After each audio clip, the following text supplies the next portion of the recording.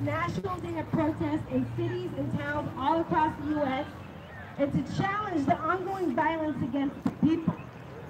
Today ladies and we gentlemen. stand with thousands across the country to express our collective outrage, creativity, and resistance in response to the crimes of this system. Some are reading an extremely terrifying statistic, but it's very important that we understand what we're dealing with, and especially in regards here to SD. So between 2005 and 2015, there have been 155 police killings, and they have all been deemed justified by the district attorney's office.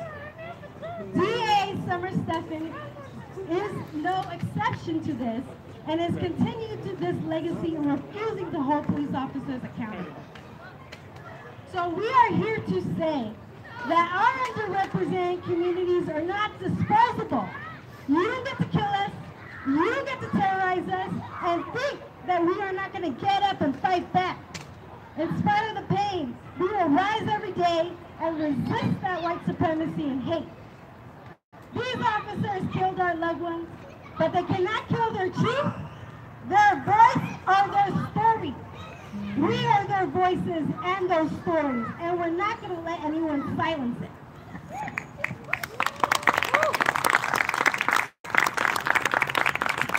So collectively, as San Diego families came together and created a list of demands that we'd like to share with all of you.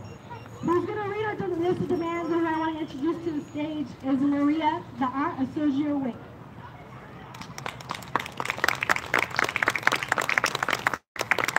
Thank you everybody for being with us. It means a lot to us that you join us with our fight.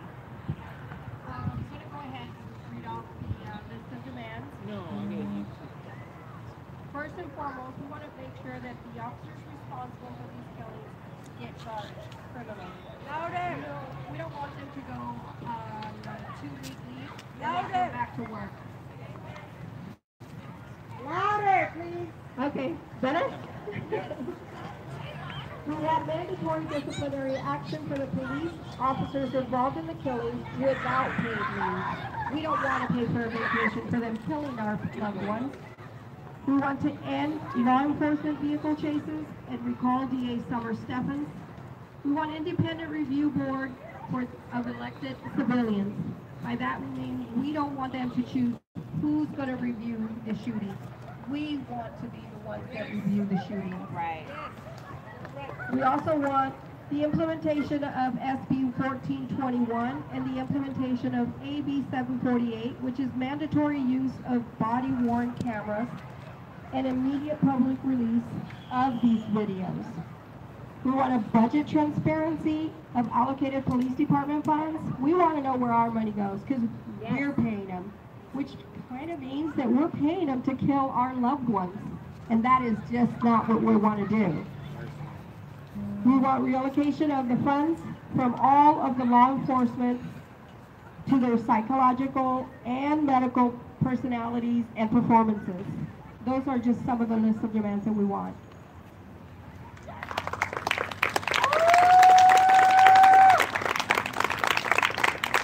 So a little bit about what's going to happen tonight. This is a rally and it's a march. So this is a space for families to come and share their stories about their loved one, their experiences of grief, their experiences of healing, their experiences of fighting for justice, anything they would like to share here with us tonight. It's families on the mic first. So if your family impacted by police brutality and you'd like to share something tonight, please check in with me. I'm going to be right here on the side. I'm going to start us off with the first few families that have checked in with me tonight. After, if there's time, and after every family member that had wanted to speak spoke, then we'll open up space to local community activists to also share their experiences, what type of movements for anti-police brutality look like in the future that are going on now and in the future. I want you all to know, and then after the rally, for anybody that can, we'll be doing a march all together. So we'll practice some chants as a group together, and then we'll lead off. Kat from San Diego against police terror. We'll be going over security and safety and what your rights are, because we do have rights. They don't want us to know that we have rights, but we have fucking rights, okay? So we'll go over that before the march. Something also that I want you all to keep in mind, that it's not easy to come up here and continue to tell our story and to continue to revisit trauma. Trauma is absolutely political and it's absolutely personal. So please keep an eye out for each other, check in with folks and see how they're doing. What's going on with the thing? Because by any means it's not Thank you guys for being here. Let's practice a space of community care and support. The supporting I all would like to communities. bring on the first family that would take the mic, and that's going to be the Alongo family. Can we give them a hand?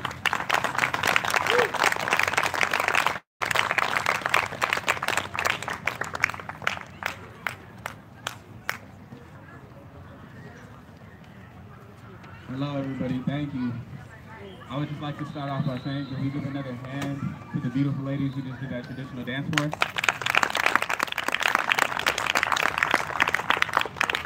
Thank you. It's really nice to be able to just enjoy different ethnic backgrounds and be able to see where we all come from and to just see different outlooks on it. My name's Tony Abuka. I'm Alfred Olango's younger brother.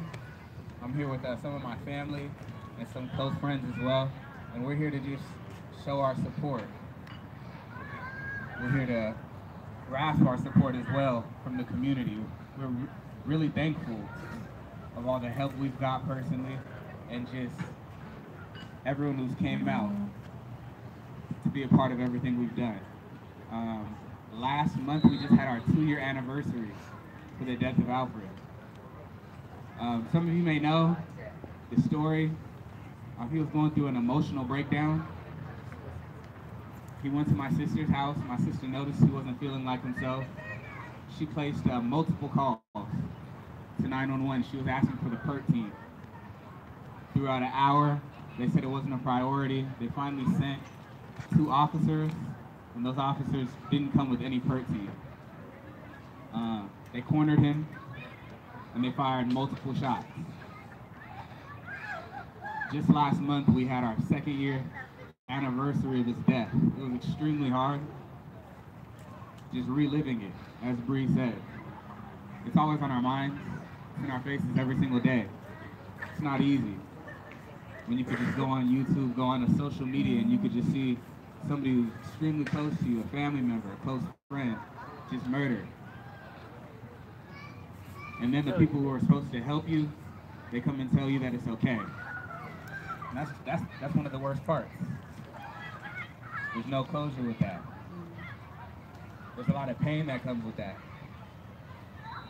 A lot of families feel it. Here in San Diego,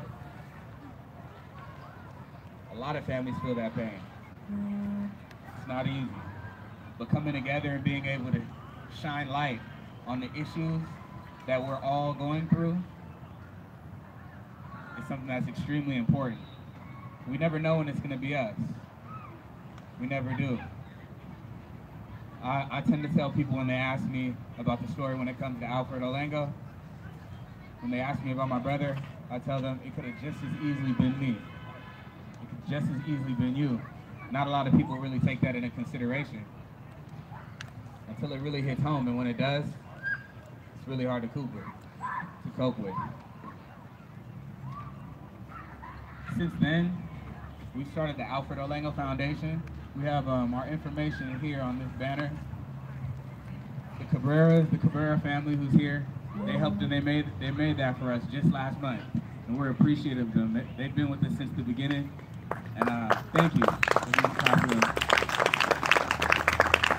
They're extremely supportive, and they're always there, and that's the type of community support that we really appreciate. People that came at it, we met from those situations since that happened to Alfred, and we've built such a close bond.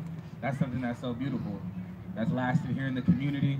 San Diego has a really strong community of ethnic backgrounds, and being able to make sure we all see each other's differences and learn from each other's differences and build from that is something that's extremely important. The day Alfred was killed, so much has changed since then. I felt like from that point, it broke me down, but it also built me up to the man I am today. It's led me to be at a place where I could be someone who, as I looked up to, which was the caliber of a person like Alfred. Somebody who could be a leader, somebody who could be there for their family at any point in time. Those are the type of people that we want to make sure that people who are like that get the proper acknowledgement and the proper love. And we're extremely appreciative again that we've got so much community help. My family's here first generation in America. My family hasn't even been here 30 years yet. My older brother was 38 the day he was killed. He spent half of his life in Africa and half of his life here. When my family came here, my parents worked extremely hard to make sure we can come here to live safer lives and to grow up to be what we wanted to be. They never knew that they would come here in less than 30 years when they were just creating and learning how to get things going in the right direction, learned a whole new culture, that they would have their son killed by the people that they thought would help them.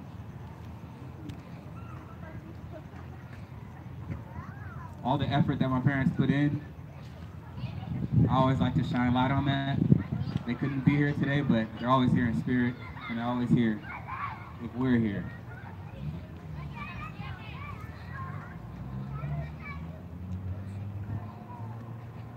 I just want to say thank you for always being here from the community. I just want to say thank you for always being here for us and our family, and we plan to continue to fight on. They chose the wrong family, but they chose the right family to take part in making sure that the reign of police terror comes to an end here in San Diego County and throughout the United States.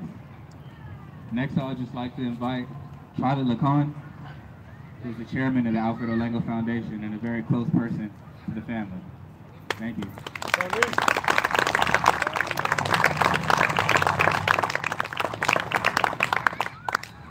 I salute to everybody who is here today.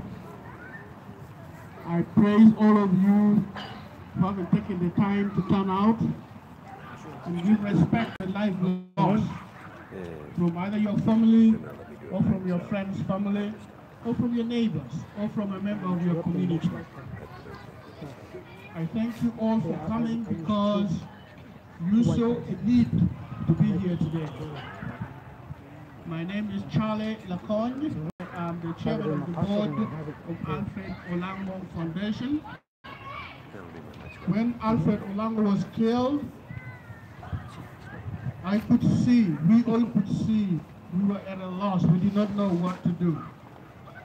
And everybody was waking up every day just wondering, sometimes not believing that this could happen to the family.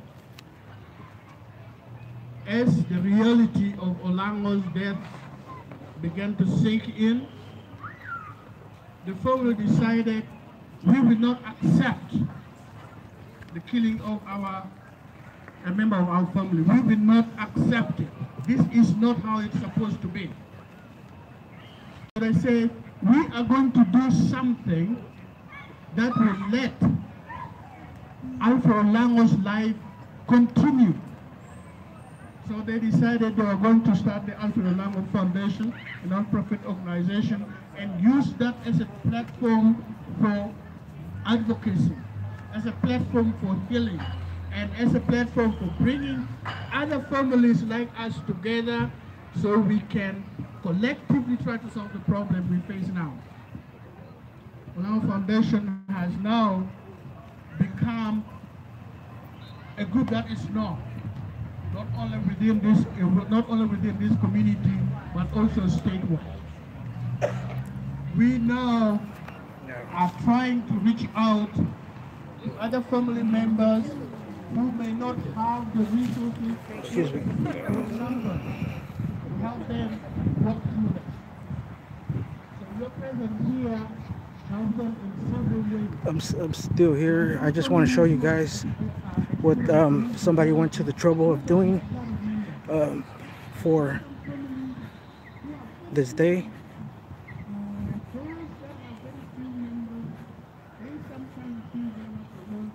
Police terror.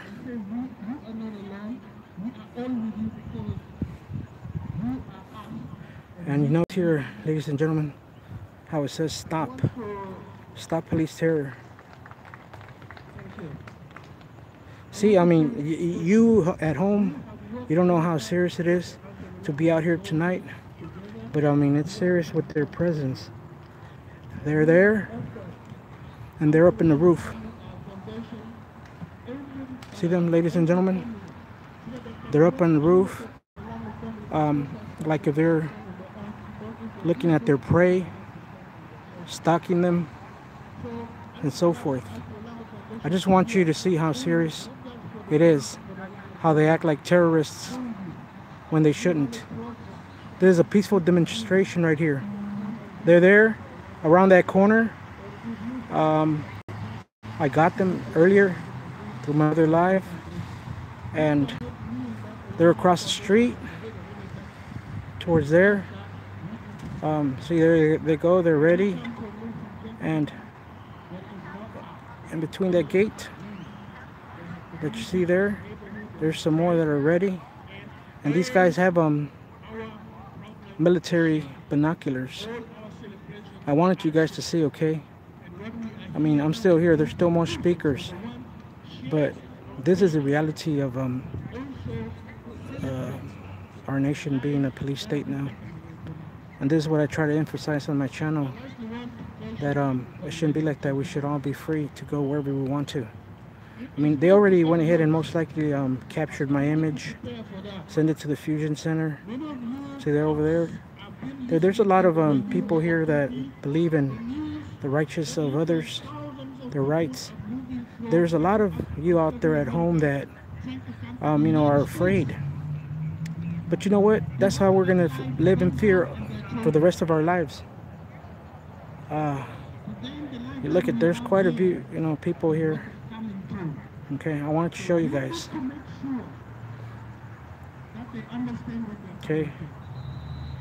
Now, my channel's not here for popularity or anything like that whatsoever.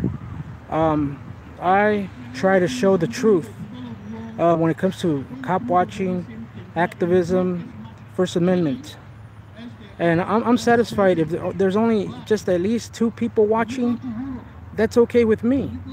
That's a blessing, because you guys can spread the words to others and let them know the awareness that we should not live in fear.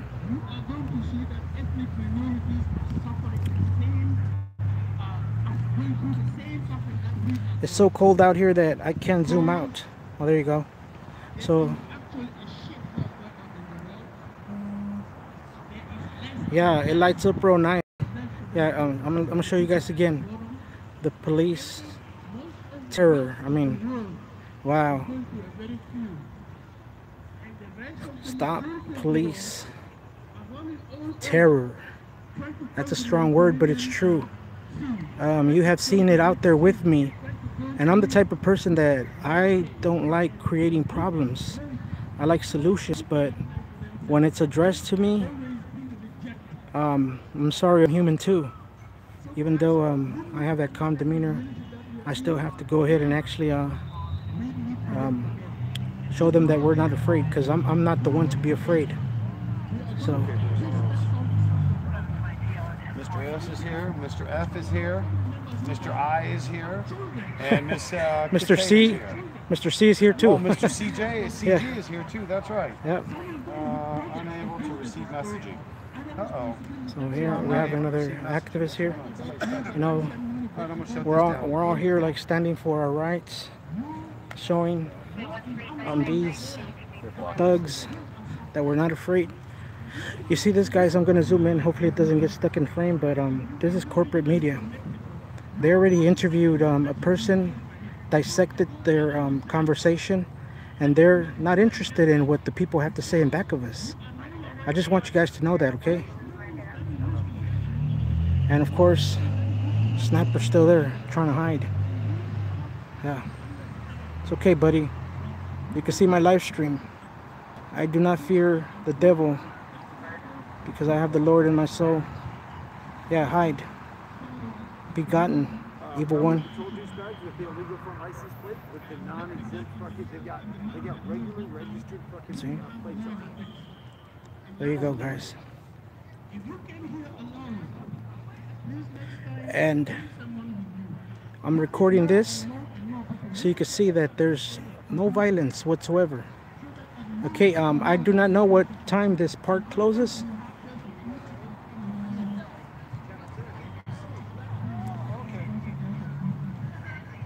So they said what channel there were.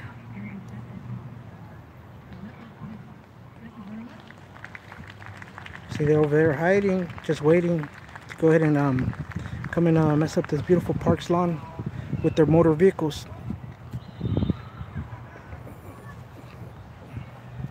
Look how beautiful that is.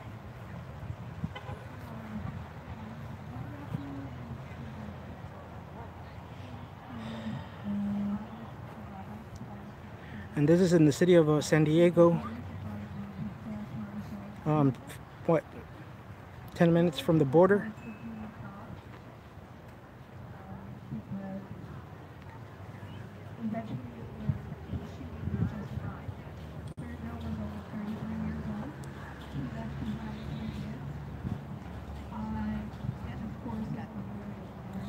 And look at, guys, I'm gonna emphasize on this person right here, okay? See this individual right here? He's been on my back for a while. I featured him earlier, and it seems that he has some type of a device. He has shade in the dark. Okay. And he has not moved from there, and he has something in his backpack trying to be all cool and nonchalant. But my sight senses are tingling and lets me know that he is from the opposite side. Alright, ladies and gentlemen, I will go and come back if we are needed to. Please be safe and stay vigilant. I'm going to give you this shot right here. I'll go out with that one.